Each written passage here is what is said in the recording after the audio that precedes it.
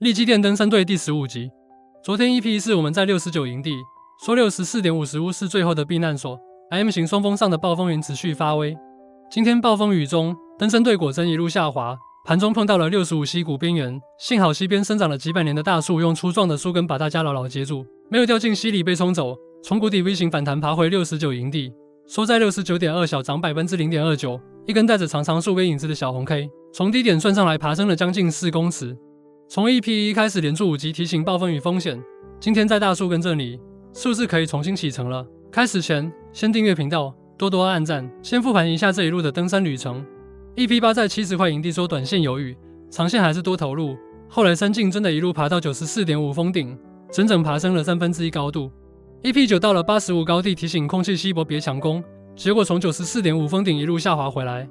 EP11 第一次看到 M 型双峰的暴风云雏形，说64到68溪谷一带是安全营地。EP14 昨天长黑泥水滑到69营地，我们说 64.50 是最后防线。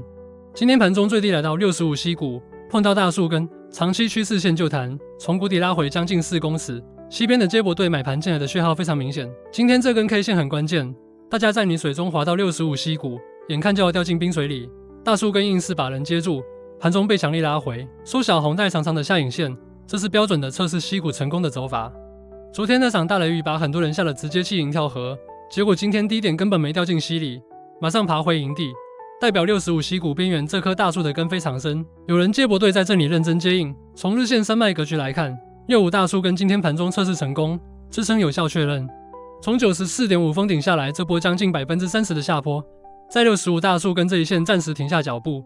上面第一道棱线是 76.53 能通到上轨，如果后续天气放晴能够站稳 76.5， 可以考虑小队伍加码加速，再往上就是89前次攻顶的高峰，到那边山径陡峭，空气稀薄，记得要做减重减码保护，不要背太多补给硬闯，小师级别的山径更精彩。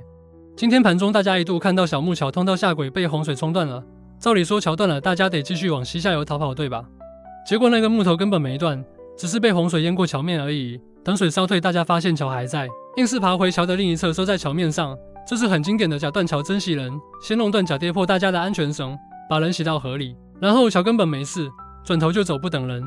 1小时这个假断桥确认之后，短线多头登山客重新取得主导权。最近公司有些动态跟大家更新一下。山脚下的补给站 DDL4 口粮传来好消息，从 Q2 开始口粮配给持续增加，合约配给量连续3个月上升。山友们预期这波补给改善循环可以延续到年底。利基店本身的记忆体口粮投送需求持续复苏。Q3 进入传统登山旺季，成熟山径成熟制成的队伍数量预计会进一步增加。之前7月初公布的日本四壁新山屋合资12寸场计划，也让海外长途攀登的故事更清晰。补给站从谷底缓步回升的方向没有变。来看操作层面，这几个点位可以留意一下。今天错过65溪谷接驳点的朋友，后续可以考虑逢低小规模队伍试着跟上。安全绳建议扣在今天盘中低点 66.4 附近，绳子断了就先退回营地观望。如果后续天气放晴，能站稳 76.5 棱线，可以再加一点人马。比较稳健的登山队建议等1小时级别的山径站稳 71.8 大树，长期趋势线之后再考虑追上去。这个位置确认天气好转，能看到前方的路，胜率会更高。目标身份的部分，第一个山头看82附近，第二个目标看89前次高峰，到89附近建议分批减重做保护。要特别提醒的是，这波从 94.5 高峰下来的时间不长，山上高点还有不少被困的队友。套牢盘，爬坡不会是直线上去，建议队伍人数控制一下，不要一次全员总动员。如果后面暴风雨又来，重新滑下65溪谷把大树根冲断，那今天这个反弹可能只是雨停片刻，到时候建议该撤退就撤退。